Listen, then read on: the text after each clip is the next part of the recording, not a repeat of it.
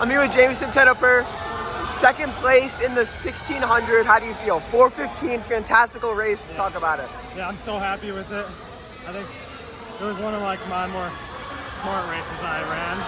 Saved it a lot for the end. I wish I went like a little bit sooner, but I just really wanted to get a PR here. And 4:15 is a pretty big PR, 3 seconds. You know, you kind of snuck in there at the end, you know. Great kick, you know. You could have won maybe if you went a tad bit earlier. Yeah, so talk about your race strategy for today.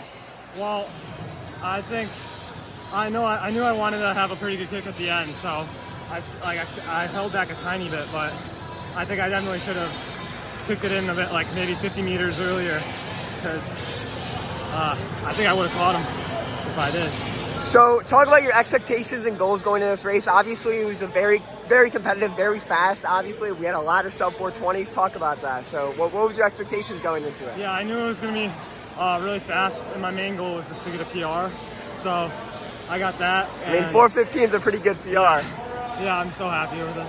But yeah, there was Max Sudrinsky from Jacobs. I was like looking to try to sit on him because he had the fastest time in the field, but he scratched, I think, a little bit before. But it was such a fast field, so still so competitive and such a fun race. And then tell me a little bit about, you know, what does this give you for the future? What are your plans for the future now that you have a 4:15 indoor PR? You know, I mean, that if you get that down, you could win the state meet, stuff like that. So, like, talk a little bit about that. Yeah, I definitely want to place well at state for the 1600. And I knew from like the beginning of the season that I wanted to run under 4:10 by the end of outdoor. So I think I'm on the right track to get that. Yeah, surely. Thank you.